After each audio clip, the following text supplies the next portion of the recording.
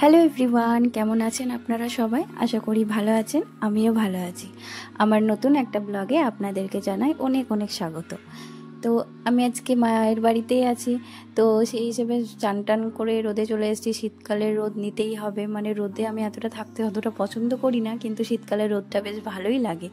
তো এখানে ছেলেটাও চান টান করে খেলা করছে, ওকে কোনো রকম কোনো বাধা দিইনি, ছাড় আছে, ধুলো বাদে চান টান করে তো আর সেটা ভালো লাগে না। তো যাই হোক, তো মায়ের বাড়ি এসে প্রথমে ভাবলাম দিদিরা নেই, ভালো লাগবে না, তো মায়ের বাড়ি ভালো লাগবে না সেটা তো হয় না, কিন্তু ওরা থাকলে অনেকটা বেশি ভালো লাগতো। যতই হোক, আমি তো শ্বশুরবাড়িতে একাই থাকি, তো এখানে মায়ের বাড়িতে এসে আমি দিদিদেরকে পাই, খুব ভালো লাগে।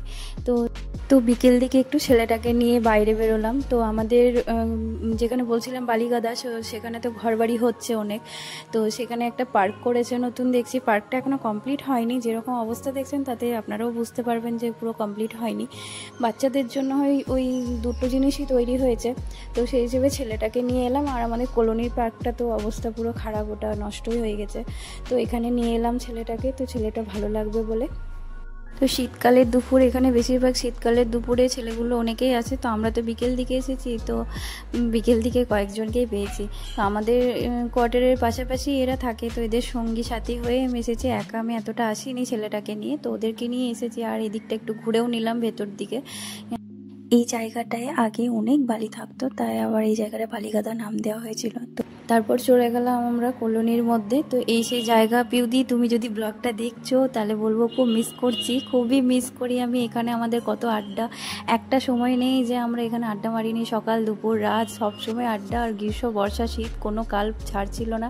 এখানে বসে কত আড্ডা মেরেছি, আমার খুব স্মৃতিটা মনে পড়ে, খুব মিস করি। পিউদি, তুলি, অর্পিতা, মানে সবাই যারা ছিল আমাদের গ্রুপে। তো এখানে সন্ধ্যের সময় তারপর আমার ফ্রেন্ডরা, স্কুল ফ্রেন্ডরা আমাকে কল করে, তো আমরা আবার দেখা করি। যতবারই যাই ওরা আমার সঙ্গে দেখা করে, আমার খুব ভালো লাগে।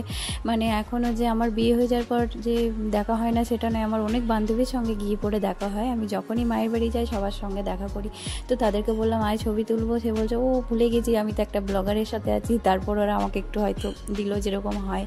তারপর আমরা এখানে একটু খাওয়া দাওয়া করলাম, রোল পকোড়া এসব খাওয়া দাওয়া করছিলাম, লেস। তারপর একটু বান্ধবীরা একসঙ্গে আছি, আর সন্ধে একটু এরকম হবে না, ফুচকা টুচকা এগুলো না হলে তো হয় না।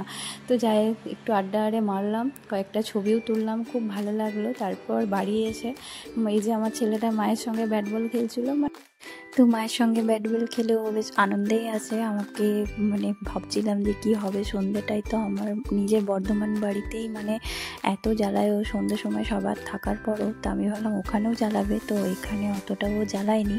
তো মায়ের সঙ্গে ব্যাট বলই খেলছে। তারপর দেখুন আমাদের গোগল, আমার বেটা সোনা, ও চলে এসছে, মানে হঠাৎ সারপ্রাইজ দিয়েছে। মানে আমি তো অবাক, মানে আমি কান্নাই করে ফেলেছিলাম। কারণ আমি যখনই আসি, আমি মেজদিকে বলি যে তুই যাবি, আমি তখনই যাব। আমরা যখনই আসি একসঙ্গে আসি। তো গোগল এসছে, আমি এত খুশি বলে বোঝাতে পারবো না। আমার মনে আছে আমার যখন ছেলে হয়নি, গোগল যখন ছোট্ট, মানে গোগল যখন আসতো বা আমরা একসঙ্গে মায়ের বাড়ি যেতাম, গোগল যখন চলে যেত আমি এদিকে আসতাম, আমি এত কাঁদতাম, মানে কি বলবো, প্রচণ্ড কাঁদতাম আমি।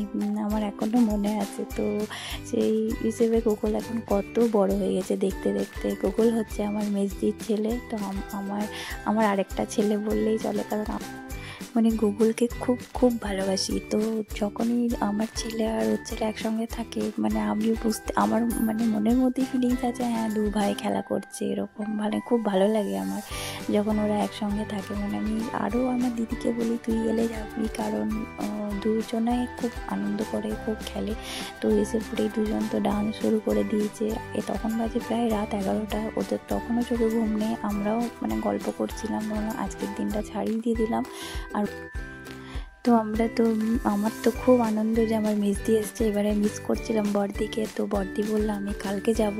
তো ও চলে এলে তো পুরো ফুল মস্তি যাকে বলে, খুব ভালো লাগে। আমার মনে হয় আমার আর কাউকে চাই না, আমার এই দুটো দিদি চলে এলে আমার কাউকে দরকারই পড়ে না, আমি ওদের সঙ্গেই আনন্দেই কাটিয়ে দিই। এরকমই মানে এতই ভালো লাগে, আর সব কিছু শেয়ার করি।